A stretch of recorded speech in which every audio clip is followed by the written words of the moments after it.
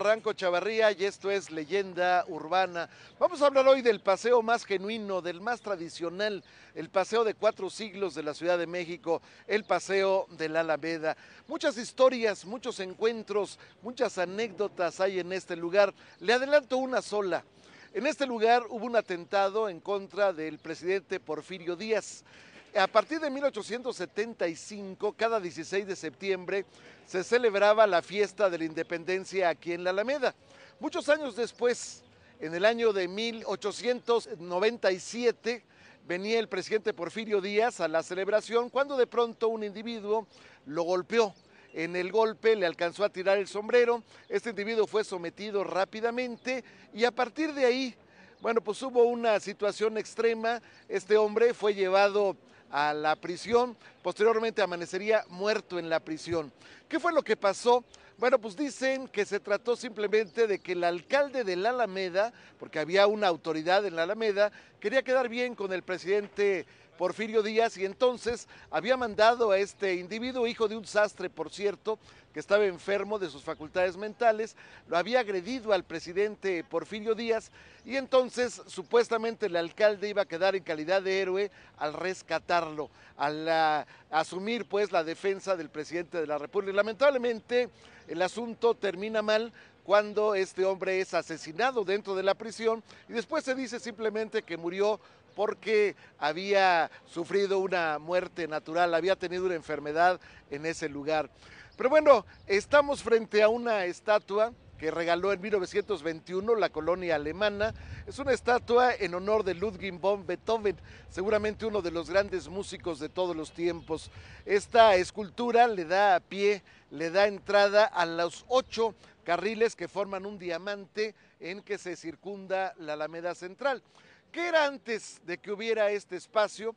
Bueno, pues la Alameda Central era originalmente un lugar que estaba como parte de la zona lacustre de la Ciudad de México Tenochtitlan.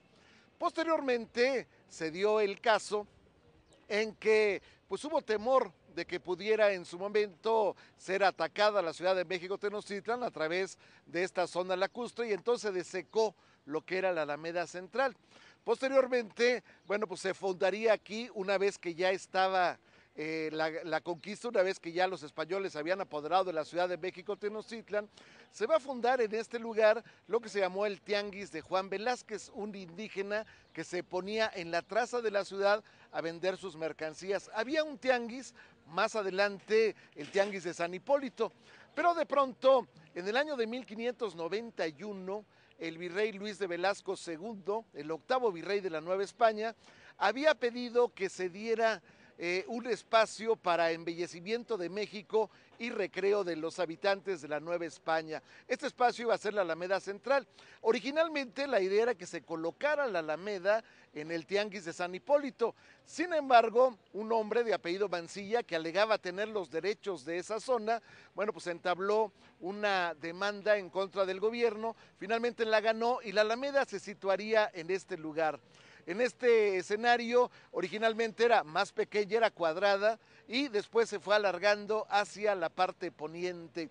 Originalmente la Alameda se va a inaugurar en el año de 1593. Diría muchos años después el maestro Salvador Novo, el cronista de la Ciudad de México, diría que aquí se reúne una eterna concurrencia de nobles y plebeyos, criollos e indios, carruajes, jinetes, currutacos y léperos. Diría también Manuel Rivera Cambas, otro de los cronistas de la Ciudad de México, diría que el alma se dirige en dulcísimos ensueños al contemplar las sombras, las rosas y las fuentes murmurando en eterna cadencia. Esto es la Alameda Central y esto es lo que hoy le contamos a nuestras historias de cada sábado aquí en Canal 40. ¿Qué importa saber quién soy? Ni de dónde vengo, ni hacia dónde voy.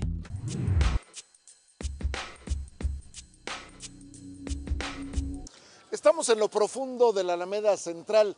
Estamos detrás de una de las fuentes, de una de las 10 fuentes que adornan este espacio de 4 siglos en la Ciudad de México. Imagínese usted que una fuente como esta de pronto estuviera llena de sangría. Imagínese usted que la gente pudiera llegar con un vaso, pudiera llegar con una jarra, llenarla y tomársela. Bueno, pues esto pasó en el año de 1840, en una de las entradas triunfales de Antonio López de Santana a la Ciudad de México. De pronto se le ocurrió hacer una fiesta en la Alameda, y para que la fiesta pues tuviera la participación de todo mundo, mandó que en una de las fuentes se llenara de sangría, y entonces la gente llegaba a este lugar y tomaba la sangría. Estamos hablando también de una fiesta en el año de 1867, al triunfo de la República. El presidente Benito Juárez estaba tan feliz que, siendo él un hombre austero, siendo una persona que no le gustaban las fiestas ni andar pues en páginas de sociales de los diarios de entonces, bueno, resulta que Benito Juárez vino a hacer una fiesta. Estaba tan contento en esta fiesta de la Alameda que se paró contra su carácter, se paró y empezó a brindar con las personas que estaban en cada una de las mesas. Pero bueno, la Alameda normalmente no tenía mucho acceso a las personas comunes. Por ejemplo, durante mucho tiempo la Alameda estuvo cercada por una pared de piedra fuerte.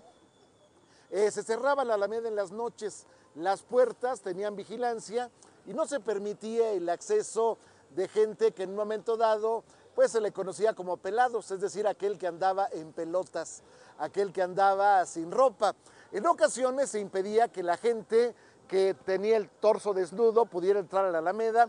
Naturalmente se impedía que la gente que se expresara mal, que dijera palabras altisonantes, pues también pudiera entrar a la Alameda.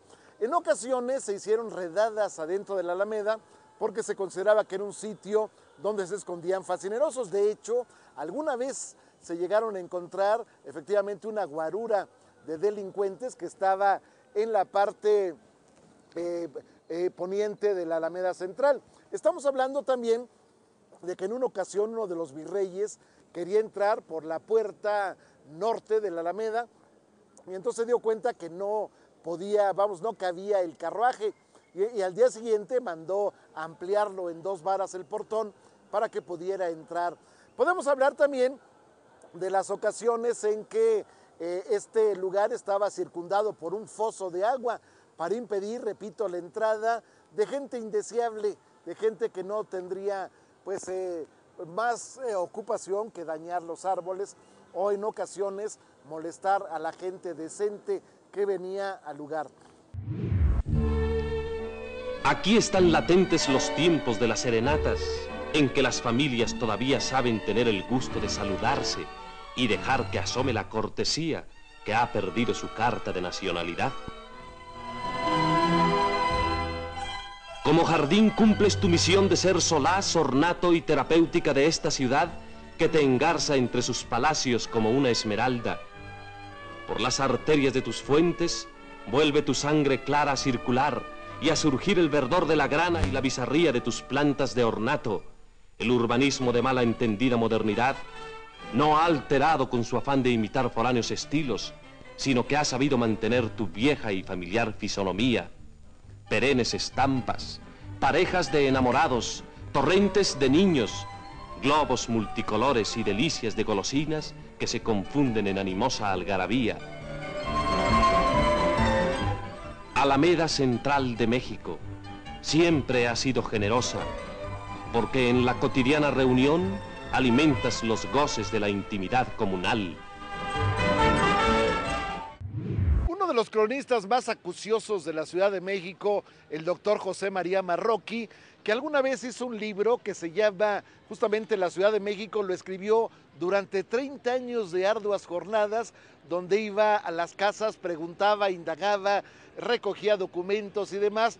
Bueno, este hombre alguna vez hizo el inventario de la Alameda de su tiempo, estoy hablando de la mitad del siglo XIX. Él decía que en la Alameda había 1995 fresnos, 350 truenos, 8 ahiles, un sabino, un zompantle, 3 sauces, un olivo y algunos sauces llorones. Este es el inventario que da, pero no siempre era igual. Originalmente se llamaba Alameda justamente porque estaba sembrada de álamos, Pero el propio José María Marroquí dice que los álamos eran árboles que no siempre tenían un buen aspecto, sus hojas eran tristes y entonces se fueron desecando los árboles y más bien lo que encontramos aquí en la Alameda son fresnos.